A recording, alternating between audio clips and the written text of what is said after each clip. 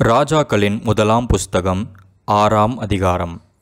இஸ்ரவேல் புத்திரர் எகிப்து தேசத்திலிருந்து புறப்பட்ட 480ஆம் வருஷத்திலும் சாலமோன் இஸ்ரவேலின் மேல் ராஜாவான 4ஆம் வருஷம் சீப் மாதமாகிய 2ஆம் மாதத்திலும் அவன் கர்த்தரின் ஆலயத்தை கட்டத் தொடங்கினான். சாலமோன் ராஜா கர்த்தருக்கு கட்டின ஆலயம் 60 முழ நீளமும் 20 முழ அகலமும் 30 முழ உயரமுமாயிருந்தது. ஆலயமாகிய அந்த மாளிகையின் முகப்பிலே அவன் கட்டின மண்டபம் ஆலயத்தின் அகலத்திற்கு சரியாய் 20 முழ நீளமும் ஆலயத்துக்கு முன்னே 10 முழ அகலமுமாயிருந்தது. பார்வைக்கு குறுகி போகிற ஒடுக்கமான ஜன்னல்களை ஆலயத்திற்கு செய்வித்தான்.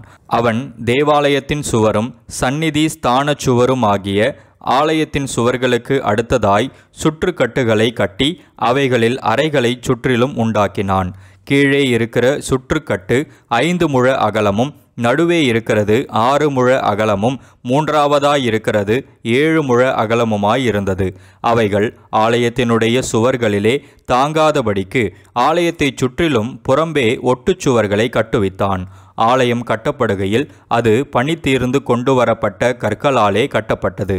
ஆகையால் அது கட்டப்படுகிற போது சுத்திகள், வாச்சிகள் முதலான எந்த இருப்பு ஆயுதங்களின் சத்தமும் அதிலே கேட்கப்படவில்லை. நடு அறைகளுக்கு போகிற வாசற்படி ஆலயத்தின் வலதுபுறத்தில் இருந்தது. சுழற்படிகளால் நடு அறைகளுக்கும் நடு அறைகளிலிருந்து 3வது அறைகளுக்கும் ஏறுவார்கள். இவ்விதமாய் அவன் ஆலயத்தை கட்டி கேதுரு மர உத்திரங்களாலும் பலகைகளாலும் ஆலயத்தை மச்சுப்பாவி முடித்தான். அவன் 5 முழ உயரமான சுற்றுக்கட்டுகளை ஆலயத்தின் மேலெங்கும் கட்டுவித்தான். அவைகள் கேதுரு மரங்களால் ஆலயத்தோடே இணைக்கப்பட்டிருந்தது. அப்பொழுது கர்த்தருடைய வார்த்தை சாலமோனுக்கு உண்டாயிற்று. அவர், நீ என் கட்டளைகளின்படி நடந்து என் நீதி நியாயங்களை நிறைவேற்றி என் கற்பனைகளின்படியெல்லாம் நடந்து கொள்ளும்படிக்கு அவைகளை கைக்கொண்டால் நீ கட்டுகிற இந்த ஆலயத்தை குறித்து நான் உன் தகப்பனாகிய தாவீதோடே சொன்ன என் வார்த்தையை உன்னிடத்தில் நிறைவேற்றி இஸ்ரவேல் புத்திரர் நடுவிலே வாசம் பண்ணி என் ஜனமாகிய இஸ்ரவேலை கைவிடாதிருப்பேன் என்றார்.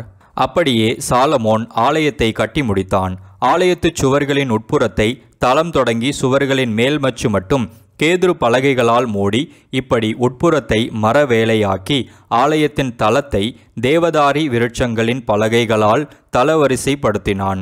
தளவரிசை தொடங்கி சுவர்களின் உயரம் மட்டும் ஆலயத்தின் பக்கங்களை தொடர்ந்திருக்கிற 20 முழ நீளமான மறைப்பையும் கேதுரு பலகைகளால் உண்டாக்கி உட்புறத்தை மகா பரிசுத்தமான சந்நிதி ஸ்தானமாக கட்டினான். அதன் முன்னிருந்த தேவாலயமாகிய மாளிகை 40 முழ நீளமாயிருந்தது. ஆலயத்திற்குள் இருக்கிற கேதுரு மரங்களில் மொக்குகளும் மலர்ந்த பூக்களுமான சித்திர வேலை செய்திருந்தது. பார்வைக்கு ஒரு கல்லாகிலும் காணப்படாமல் எல்லாம் கேதுரு மரமாயிருந்தது. கர்த்தருடைய உடன்படிக்கை பெட்டியை வைக்கிறதற்கு ஆலயத்துக்குள்ளே சந்நிதி ஸ்தானத்தை ஆயத்தப்படுத்தினான். சந்நிதி ஸ்தானம் முன்புறம் மட்டும் 20 முழ நீளமும் 20 முழ அகலமும் 20 முழ உயரமுமாயிருந்தது. அதை பசும்பொன் தகட்டால் மூடினான். கேதுரு மர பலிபீடத்தையும் அப்படியே மூடினான். ஆலயத்தின் உட்புறத்தை சாலமோன் பசும்பொன் தகட்டால் மூடி சந்நிதி ஸ்தானத்தின் மறைப்புக்கும் பொன் சங்கிலிகளை குறுக்கே போட்டு அதை பொன் தகட்டால் மூடினான். இப்படி ஆலயம் முழுவதும் கட்டி தீரு மட்டும் அவன் ஆலயம் முழுவதையும் பொன் தகட்டால் மூடி சந்நிதி ஸ்தானத்திற்கு முன்பாக இருக்கிற பலிபீடத்தை முழுவதும் பொன் தகட்டால் மூடினான். சந்நிதி ஸ்தானத்தில் ஒலிவ மரங்களால் 2 கேரூபீன்களை செய்து வைத்தான். ஒவ்வொன்றும் 10 முழ உயரமாயிருந்தது. கேரூபீனுக்கு இருக்கிற ஒரு செட்டை 5 முழமும் கேரூபீனின் மற்ற செட்டை 5 முழமுமாய் இப்படி ஒரு செட்டையின் கடைசி முனை தொடங்கி மற்ற செட்டையின் கடைசி முனை மட்டும் 10 முழமாயிருந்தது. மற்ற கேரூபீனும் 10 முழமாயிருந்தது. 2 கேரூபீன்களும் ஒரே அளவும் ஒரே திட்டமுமாயிருந்தது. ஒரு கேரூபீன் 10 முழ உயரமாயிருந்தது. மற்ற கேரூபீனும் அப்படியே இருந்தது. அந்த கேரூபீன்களை உள் ஆலயத்திலே வைத்தான். கேரூபீன்களின் செட்டைகள் விரித்திருந்ததினால் ஒரு கேரூபீனின் செட்டை ஒரு பக்கத்து சுவரிலும் மற்ற கேரூபீனின் செட்டை மறுபக்கத்து சுவரிலும் தொடத்தக்கதாயிருந்தது. ஆலயத்தின் நடுமையத்தில் அவைகளின் செட்டைகள் ஒன்றோடொன்று தொடத்தக்கதாயிருந்தது. அந்த கேரூபீன்களை பொன் தகட்டால் மூடினான். ஆலயத்தின் சுவர்களையெல்லாம் அவன் சுற்றிலும் உள்ளும் புறம்புமாக கேருபீன்களும் பேரீந்துகளும் மலர்ந்த பூக்களுமான சித்திரங்களும் கொத்து வேலைகளும் ஆக்கினான். உள்ளும் புறம்புமாயிருக்கிற ஆலயத்து தளவரிசையையும் பொன் தகட்டால் மூடினான். சந்நிதி ஸ்தானத்தின் வாசலுக்கு ஒலிவ மரங்களால் இரட்டை கதவுகளை செய்தான். மேல் சட்டமும் நிலைகளும் மறைப்பின் அளவில் 1/5 இருந்தது. ஒலிவ மரமான அந்த இரட்டை கதவுகளில் அவன் கேருபீன்களும் பேரீந்துகளும் மலர்ந்த பூக்களுமான சித்திரங்களை செய்து அந்த கேருபீன்களிலும் பேரீந்துகளிலும் பொன் பதியத்தக்கதாய் பொன் தகட்டால் மூடினான். இப்படி தேவாலயத்தின் வாசலுக்கும் ஒலிவமர நிலைகளை செய்தான்.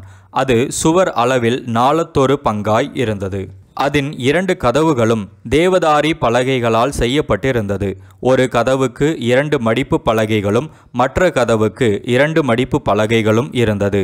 அவைகளில் கேருபீன்களும் பேரீந்துகளும் மலர்ந்த பூக்களுமான சித்திர வேலையை செய்து சித்திரங்களுக்கு சரியாக செய்யப்பட்ட பொன் தகட்டால் அவைகளை மூடினான். அவன் உட்பிரகாரத்தை 3 வரிசை வெட்டின கற்களாலும் 1 வரிசை கேதுரு பலகைகளாலும் கட்டினான்.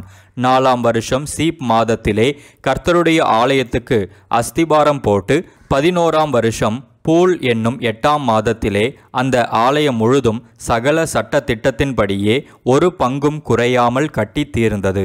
அவன் அதை கட்டி முடிக்க 7 வருஷம் சென்றது. ராஜாக்களின் 1ஆம் புஸ்தகம் 7ஆம் அதிகாரம். சாலமோன் தன் அரமனை முழுதையும் கட்டி முடிக்க 13 வருஷம் சென்றது. அவன் லீபனோன் வனம் என்னும் மாளிகையையும் கட்டினான். அது 100 முழ நீளமும் 50 முழ அகலமும் 30 முழ உயரமுமாயிருந்தது. அதை கேதுரு மர உத்திரங்கள் பாவப்பட்ட கேதுரு மர தூண்களின் 4 வரிசைகளின் மேல் கட்டினான். ஒவ்வொரு வரிசைக்கு 15 தூண்களாக 45 தூண்களின் மேல் வைக்கப்பட்ட உத்திரங்களின் மேல் கேதுருக்களால் மச்சுப்பாவி இருந்தது. 3 வரிசை ஜன்னல்கள் இருந்தது. 3 வரிசையிலும் ஜன்னல்கள் ஒன்றுக்கொன்று எதிராயிருந்தது. ஜன்னல்களின் வாசல்களும் சட்டங்களும் எல்லாம் சதுரமாயிருந்தது. 3 வரிசையிலும் ஜன்னல்கள் ஒன்றுக்கொன்று எதிராயிருந்தது. 50 முழ நீளமும் 30 முழ அகலமுமான மண்டபத்தையும் தூண்கள் நிறுத்தி கட்டினான். அந்த மண்டபமும் அதன் தூண்களும் உத்திரங்களும் மாளிகையின் தூண்களுக்கும் உத்திரங்களுக்கும் எதிராயிருந்தது. தான் இருந்து நியாயம் தீர்க்கிறதற்கு நியாயாசனம் போட்டிருக்கும் ஒரு நியாய விசாரணை மண்டபத்தையும் கட்டி அதன் ஒரு பக்கம் துவக்கி மறுபக்கம் மட்டும் கேதுரு பலகைகளால் தளவரிசைப்படுத்தினான். அவன் வாசம் பண்ணும் அவனுடைய அரமனை மண்டபத்திற்குள்ளே அதே மாதிரியாக செய்யப்பட்ட வேறொரு மண்டபமும் இருந்தது. சாலமோன் விவாகம் பண்ணின பார்வோனின் குமாரத்திக்கும் அந்த மண்டபத்தைப் போல ஒரு மாளிகையை கட்டுவித்தான். இவைகளெல்லாம் உள்ளும் புறம்பும் அஸ்திபாரம் முதல் மேல் திறனைகள் மட்டும் வெளியே இருக்கும் பெரிய முற்றம் வரைக்கும் அளவுபடி வெட்டி வாளால் அறுக்கப்பட்ட விலையேற பெற்ற கற்களால் செய்யப்பட்டது. அஸ்திபாரம் 10 முழ கற்களும் 8 முழ கற்களுமான விலையேற பெற்ற பெரிய கற்களாயிருந்தது. அதன் மேல் உயர அளவுபடி பணிப்படுத்தின விலையேற பெற்ற கற்களும் கேதுரு மரங்களும் வைக்கப்பட்டிருந்தது. பெரிய முற்றத்திற்கு சுற்றிலும் 3 வரிசை கேதுரு மர உத்திரங்களாலும் 1 வரிசை பணிப்படுத்தின கற்களாலும் செய்யப்பட்டிருந்தது. கர்த்தருடைய ஆலயத்தின் உட்பிரகாரத்திற்கும் அதன் முன் மண்டபத்திற்கும் அப்படியே செய்யப்பட்டிருந்தது. ராஜாவாகிய சாலமோன் ஈராம் என்னும் ஒருவனை தீருவிலிருந்து அழைப்பித்தான். இவன் நப்தலி கோத்திரத்தாலாகிய ஒரு கைம்பெண்ணின் மகன். இவன் தகப்பன் தீரு நகரத்தானான கண்ணான். இவன் சகலவித வெண்கல வேலையையும் செய்யத்தக்க யுக்தியும் புத்தியும் அறிவும் உள்ளவனாயிருந்தான். இவன் ராஜாவாகிய சாலமோனிடத்தில் வந்து அவன் வேலையை எல்லாம் செய்தான். இவன் 2 வெண்கல தூண்களை உண்டாக்கினான். ஒவ்வொரு தூண் 18 முழ உயரமும் ஒவ்வொரு தூணின் சுற்றளவு 12 முழ நூல் அளவுமாயிருந்தது. அந்த தூண்களுடைய தலைப்பில் வைக்க வெண்கலத்தால் வார்க்கப்பட்ட 2 கும்பங்களை உண்டாக்கினான். ஒவ்வொரு கும்பமும் 5 முழ உயரமாயிருந்தது. தூண்களுடைய முனையின் மேலுள்ள கும்பங்களுக்கு வலை போன்ற பின்னல்களும் சங்கிலி போன்ற தொங்கல்களும் ஒவ்வொரு கும்பத்திற்கும் எவ்வேழாக இருந்தது. தூண்களை பண்ணின விதமாவது தலைப்பின் மேலுள்ள கும்பங்களை மூடும்படிக்கு கும்பங்கள் ஒவ்வொன்றிலும் பின்னலின் மேல் சுற்றிலும் 2 வரிசை மாதளம் பழங்களை செய்வித்தான். மண்டபத்தின் முன்னிருக்கும் அந்த தூண்களுடைய தலைப்பின் மேலுள்ள கும்பங்கள் லீலி புஷ்பங்களின் வேலையும் 4 முழ உயரமுமாயிருந்தது. 2 தூண்களின் மேலுமுள்ள கும்பங்களில் செய்யப்பட்ட பின்னலுக்கு அருகே இருந்த இடத்தில் விம்மிய 200 மாதளம் பழங்களின் வரிசைகள் சுற்றிலும் இருந்தது. மற்ற கும்பத்திலும் அப்படியே இருந்தது. அந்த தூண்களை தேவாலய வாசல் மண்டபத்தில் நிறுத்தினான். அவன் வலதுபுறத்தில் நிறுத்தின தூணுக்கு யாகீன் என்றும் இடதுபுறத்தில் நிறுத்தின தூணுக்கு போவாஸ் என்றும் பெயரிட்டான். தூண்களுடைய சிகரத்தில் லீலி புஷ்ப வேலை செய்யப்பட்டிருந்தது. இவ்விதமாய் தூண்களின் வேலை முடிந்தது. வெண்கல கடல் என்னும் தொட்டியையும் வார்ப்பித்தான். சுற்றிலும் சக்கராகாரமான அதனுடைய ஒரு விளிம்பு தொடங்கி மறு விளிம்பு மட்டும் அகலம் 10 முழமும் உயரம் 5 முழமும் சுற்றளவு 30 முழ நூலளவுமாயிருந்தது. அந்த கடல் தொட்டியை சுற்றி விளிம்புக்கு கீழே அதை சுற்றிலும் மொக்குகள் ஒவ்வொரு முழத்திற்கு 10 10ஆக செய்யப்பட்டிருந்தது. வார்க்கப்பட்ட அந்த மொக்குகளின் வரிசைகள் இரண்டும் தொட்டியோடு ஒன்றாய் வார்ப்பிக்கப்பட்டிருந்தது. அது 12 ரிஷபங்களின் மேல் நின்றது. அவைகளில் 3 வடக்கேயும் 3 மேற்கேயும் 3 தெற்கேயும் 3 கிழக்கேயும் நோக்கி இருந்தது. கடல் தொட்டி ரிஷபங்களின் மேலாகவும் அவைகளின் பின்புறங்கள் எல்லாம் உள்ளாகவும் இருந்தது. அதன் கனம் 4 விரற்கடையும் அதன் விளிம்பு பானபாத்திரத்தின் விளிம்பு போலும் லீலி புஷ்பம் போலும் இருந்தது. அது 2000 குடம் தண்ணீர் பிடிக்கும். 10 வெண்கல ஆதாரங்களையும் செய்தான். ஒவ்வொரு ஆதாரம் 4 முழ நீளமும் 4 முழ அகலமும் 3 முழ உயரமுமாயிருந்தது. அந்த ஆதாரங்களின் வேலைப்பாடு என்னவெனில் அவைகளுக்கு சவுக்கைகள் உண்டாயிருந்தது. சவுக்கைகளோ சட்டங்களின் நடுவில் இருந்தது. சட்டங்களுக்கு நடுவே இருக்கிற அந்த சவுக்கைகளில் சிங்கங்களும் காளைகளும் கேருபீன்களும் சட்டங்களுக்கு மேலாக ஒரு திறனையும் சிங்கங்களுக்கும் காளைகளுக்கும் கீழாக சாய்வான வேலைப்பாடுள்ள ஜலதாரைகளும் அதனோடே இருந்தது. ஒவ்வொரு ஆதாரத்திற்கு 4 வெண்கல உருளைகளும் வெண்கல தட்டுகளும் அதன் 4 கோடிகளுக்கு அச்சுகளும் இருந்தது. கொப்பரையின் கீழ் இருக்க அந்த கொம்மைகள் ஒவ்வொன்றும் வார்ப்பு வேலையாக ஜலதாரைகளுக்கு நேராயிருந்தது. திறனைகளுக்குள்ளான அதன் வாய் மேலாக 1 முழம் உயர்ந்திருந்தது. அதன் வாய் 1.5 முழ சக்கராகாரமும் தட்டையுமாய் அதன் வாயின் மேல் சித்திரங்களும் செய்யப்பட்டிருந்தது. அவைகளின் சவுக்கைகள் விருத்தமாயிராமல் சதுரமாயிருந்தது. அந்த 4 உருளைகள் சவுக்கைகளின் கீழும் உருளைகளின் அச்சுகள் ஆதாரத்திலும் இருந்தது. ஒவ்வொரு உருளை 1.5 முழ உயரமாயிருந்தது. உருளைகளின் வேலை இரதத்து உருளைகளின் வேலைக்கு ஒத்திருந்தது. அவைகளின் அச்சுகளும் சக்கரங்களும் வட்டங்களும் கம்பிகளும் எல்லாம் வார்ப்பு வேலையாயிருந்தது. ஒவ்வொரு ஆதாரத்தினுடைய 4 கோடிகளிலும் ஆதாரத்திலிருந்து புறப்படுகிற 4 கொம்மைகள் இருந்தது. ஒவ்வொரு ஆதாரத்தின் தலைப்பிலும் 1/2 முழ உயரமான சக்கராகாரமும் ஒவ்வொரு ஆதாரத்தினுடைய தலைப்பின் மேலும் அதிலிருந்து புறப்படுகிற அதன் கைப்பிடிகளும் சவுக்கைகளும் இருந்தது. அவைகளில் இருக்கிற கைப்பிடிகளுக்கும் சவுக்கைகளுக்கும் இருக்கிற சந்துகளிலே கேருபீன்கள் சிங்கங்கள் பேரீந்துகளுடைய சித்திரங்களை தீர்த்திருந்தான். சுற்றிலும் ஒவ்வொன்றிலும் ஜலதாரைகளிலும் இருக்கும் இடங்களுக்கு தக்கதாய் செய்தான். இந்த பிரகாரமாக அந்த 10 ஆதாரங்களையும் செய்தான். அவைகளெல்லாம் ஒரே வார்ப்பும் ஒரே அளவும் ஒரேவித கொத்து வேலையுமாயிருந்தது. 10 வெண்கல கொப்பரைகளையும் உண்டாக்கினான். ஒவ்வொரு கொப்பரை 40 குடம் பிடிக்கும். 4 முழ அகலமான ஒவ்வொரு கொப்பரையும் அந்த 10 ஆதாரங்களில் ஒவ்வொன்றின் மேலும் வைக்கப்பட்டது. 5 ஆதாரங்களை ஆலயத்தின் வலதுபுறத்திலும் 5 ஆதாரங்களை ஆலயத்தின் இடதுபுறத்திலும் வைத்தான்.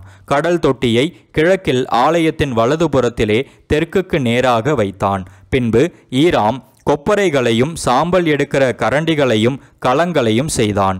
இவ்விதமாய் ஈராம் கர்த்தருடைய ஆலயத்துக்காக ராஜாவாகிய சாலமோனுக்கு செய்ய வேண்டிய எல்லா வேலையையும் செய்து முடித்தான். அவைகள் என்னவெனில் 2 தூண்களும் 2 தூண்களுடைய முனையின் மேல் இருக்கிற 2 உருண்டை கும்பங்களும் தூண்களுடைய முனையின் மேல் இருக்கிற 2 உருண்டை கும்பங்களை மூடும் 2 வலைப்பின்னல்களும் தூண்களின் மேலுள்ள 2 உருண்டை கும்பங்களை மூடும்படி ஒவ்வொரு வலைப்பின்னலுக்கும் பண்ணின 2 வரிசை மாதளம் பழங்களும் ஆக 2 வலைப்பின்னலுக்கும் 400 மாதளம் பழங்களும் 10 ஆதாரங்களும் ஆதாரங்களின் மேல் வைத்த 10 கொப்பரைகளும் ஒரு கடல் தொட்டியும் கடல் தொட்டியின் கீழ் இருக்கிற 12 ரிஷபங்களும் செப்பு சட்டிகளும் சாம்பல் கரண்டிகளும் கலங்களும் செய்தான். கர்த்தரின் ஆலயத்துக்காக ராஜாவாகிய சாலமோனுக்கு ஈராம் செய்த இந்த எல்லா பணிமுட்டுகளும் சுத்தமான வெண்கலமாயிருந்தது. யோர்தானுக்கு அடுத்த சமனான பூமியிலே சுக்கோத்துக்கும் சர்தானுக்கும் நடுவே களிமண் தரையிலே ராஜா இவைகளை வார்ப்பித்தான். இந்த சகல பணிமுட்டுகளின் வெண்கலம் மிகவும் ஏராளமுமாயிருந்தபடியால் சாலமோன் அவைகளை நிறுக்கவில்லை. அதனுடைய நிறை இவ்வளவென்று ஆராய்ந்து பார்க்கவும் இல்லை. பின்னும் கர்த்தருடைய ஆலயத்துக்கு தேவையான பணிமுட்டுகளை எல்லாம் சாலமோன் உண்டாக்கினான். அவையாவன பொன் பலிபீடத்தையும் சமூக தப்பங்களை வைக்கும் பொன் மேஜையையும் சந்நிதி ஸ்தானத்திற்கு முன்பாக வைக்கும் பசும்பொன் விளக்கு தண்டுகள் வலதுபுறமாக 5 இடதுபுறமாக 5 பொன்னான அதன் பூக்களோடும் விளக்குகளோடும் கத்தரிகளோடும் கூட உண்டாக்கினான். பசும்பொன் கிண்ணங்களையும் வெட்டு கத்திகளையும் கலங்களையும் கலயங்களையும் தூப கலசங்களையும் மகா பரிசுத்தமான உள் ஆலயத்தினுடைய கதவுகளின் பொன்னான முளைகளையும் தேவாலயமாகிய மாளிகை கதவுகளின் பொன்னான முளைகளையும் செய்தான். இவ்விதமாய் ராஜாவாகிய சாலமோன் கர்த்தருடைய ஆலயத்துக்காக செய்த வேலைகளெல்லாம் முடிந்தது.